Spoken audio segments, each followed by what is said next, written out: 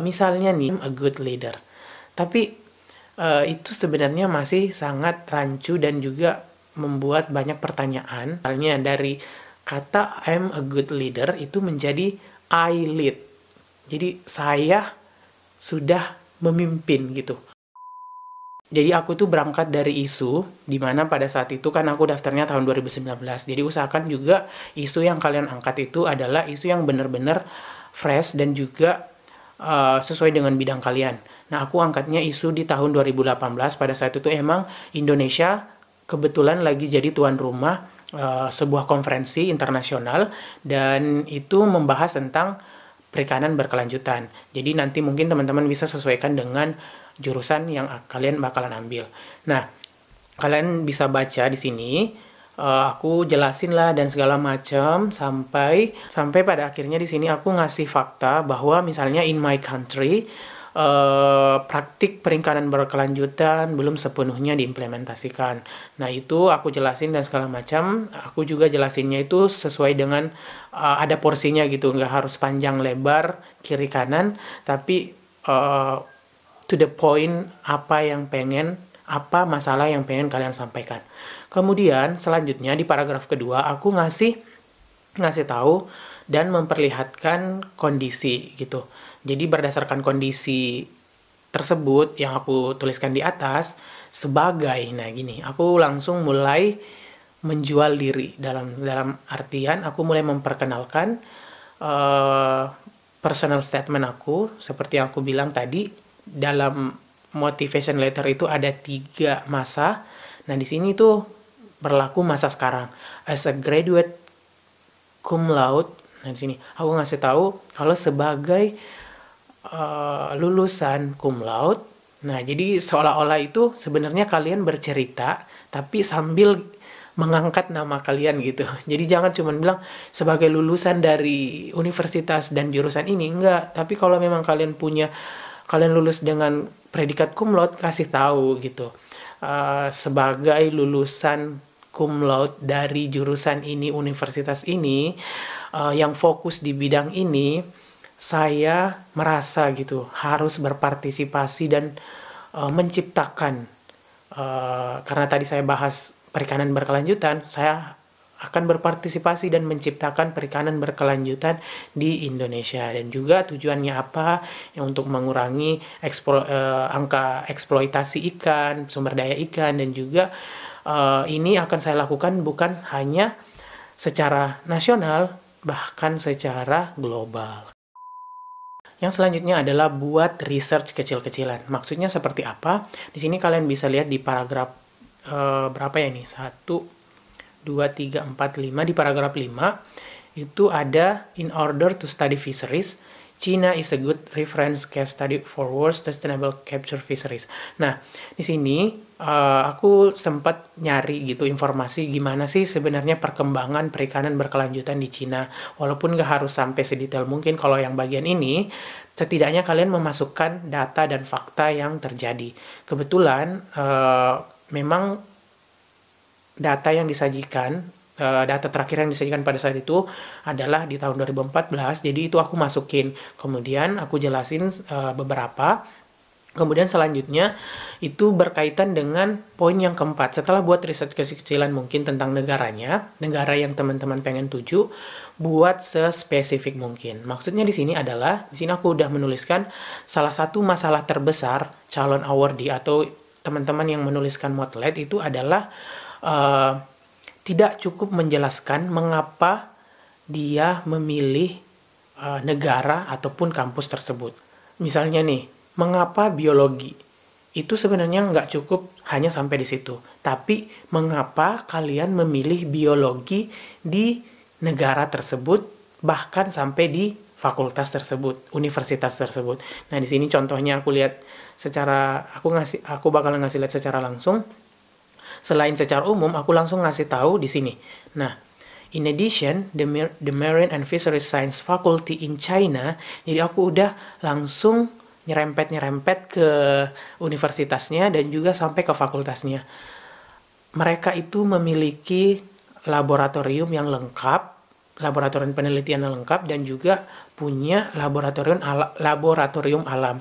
Jadi kalian bisa riset dulu. Nah, ketika kalian belum tahu, saya sarankan teman-teman kembali cek web tujuan kampus kalian, negara yang pengen dituju, itu dicek kembali. Kalian lihat apakah fakultas tersebut menyediakan sesuatu yang lebih buat teman-teman ketika mendapatkan beasiswa ini, kayak gitu. Jadi bahkan sampai ke fakultasnya itu kalian harus buat riset kecil-kecilan. Di sana ada apa sih?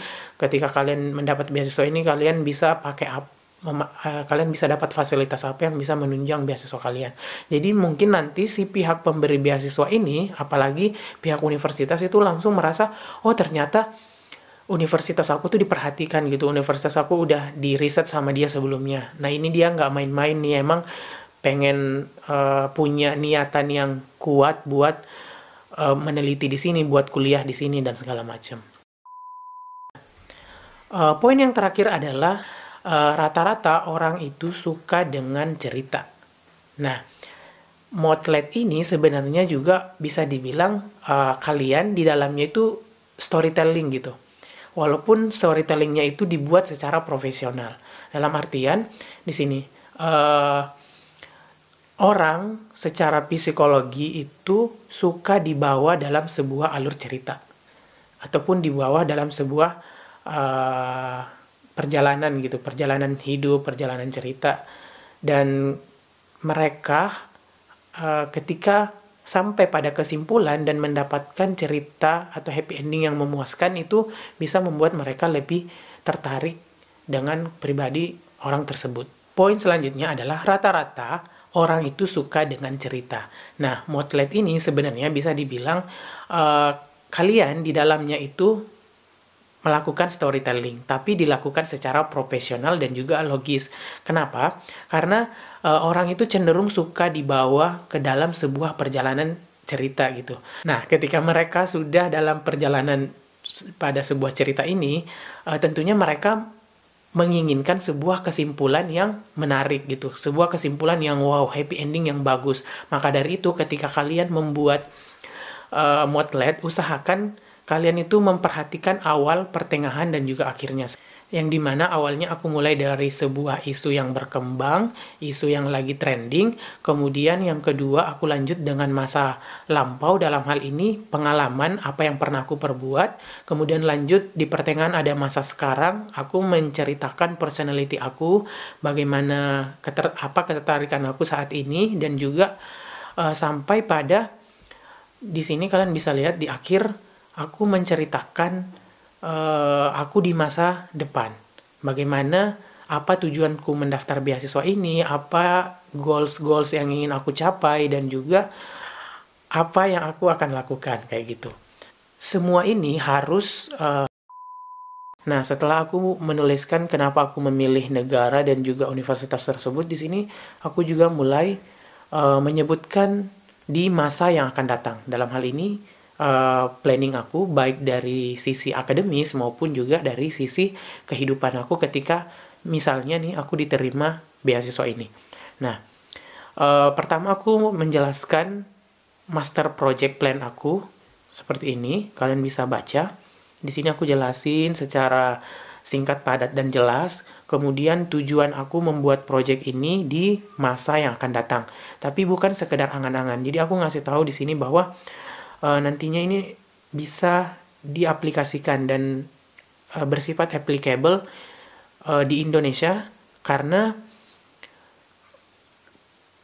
didukung dengan kondisi geografis dan juga karakteristik sosial yang ada di Indonesia, kayak gitu. Oke. Nah, setelah itu aku mulai ngasih tahu nih, selain akademik, aku pengen aktif di PPI dunia ataupun PPI kawasan di negara tempat aku berkuliah.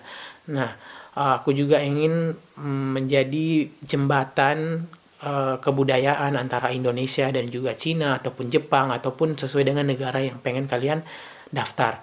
Nah, ini semuanya runut. Kalau kalian perhatikan dari atas itu aku menjelaskannya secara logis, secara teratur, dan juga sampai pada saya menceritakan, setelah itu aku menceritakan sampai pada ketika aku kembali ke negara Indonesia. Nah, setelah kita kembali ke Indonesia, apa sih yang pengen kita perbuat? Apa sih manfaat yang kita dapatkan dari beasiswa yang kita dapat, dari negara kita tempat berkuliah, dari universitas kita, dari dosen, dari profesor. Kemudian aku juga pengen menjadi dosen perikanan. Simple, cuman memang bisa diterapkan gitu. Karena kalau misalnya nih, ketika kalian bilang ketika saya kembali ke Indonesia, saya ingin membuat Indonesia lebih baik dan maju. Itu kan semua orang pengen yang kayak gitu. Ketika aku balik ke Indonesia, aku pengen menjadi warga negara yang berbakti kepada bangsa dan negara. Itu tuh semua orang pengen jadi kayak gitu. Tapi buat spesifik mungkin apa kontribusi kamu dan juga logis gitu buat kamu lakukan. Nah, yang kedua aku bakalan jadi dosen. Nah, itu pasti besar kemungkinan kamu bisa bakalan jadi dosen ketika kembali dan juga mendaftar gitu. Nah, sesuai dengan yang aku sebutin tadi, bahwasanya ketika kalian mulai storytelling nih, menceritakan perjalanan, membawa si pembaca dalam sebuah perjalanan cerita Anda, mereka menantikan sebuah kesimpulan yang wow dan juga logis gitu sesuai dengan bidang yang kalian pilih. Aku cuman nulis, saya akan membuat ataupun mempublikasikan jurnal ilmiah di Scopus dan saya akan menjadi dosen. Nah, itu kan biasa saja. Nah, aku tutup plan aku dengan sebuah plan yang mungkin nggak banyak orang yang tuliskan ini. Banyak mungkin yang memikirkan tapi nggak berani menuliskan ini di motivation letternya. Aku di sini nyebutin bahwa pada saat aku menjadi seorang dosen dan juga peneliti, hasil dari penelitianku itu tidak hanya berakhir pada sebuah buku ataupun sebuah PDF, tapi aku bakalan mencoba penelitian ini aku akan mencoba penelitian ini untuk diproduksi dan juga dikomersialisasikan. Karena kalau kita melihat secara logis nih, dunia saat ini membutuhkan banyak teknologi dan juga banyak ilmu-ilmu pengetahuan yang harus segera diterapkan di lapangan kayak itu, bukan hanya sekedar teori. Nah, yang terakhir aku tadi sempat bilang buat motlet seintim mungkin dengan si pembaca. Aku ngasih sentuhan terakhir di motret aku dengan mengucapkan misalnya kayak gini.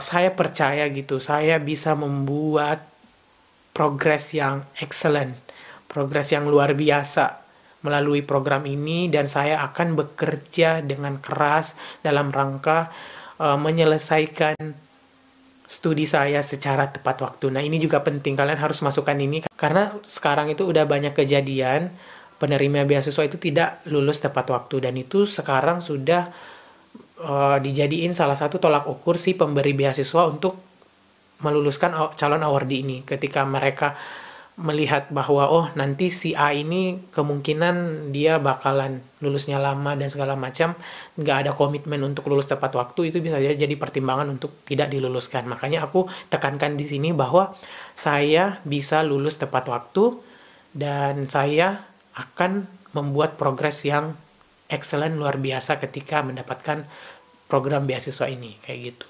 Dan aku tutup dengan sebuah salam. Namaku Fahruki Waris dari Indonesia kayak gitu.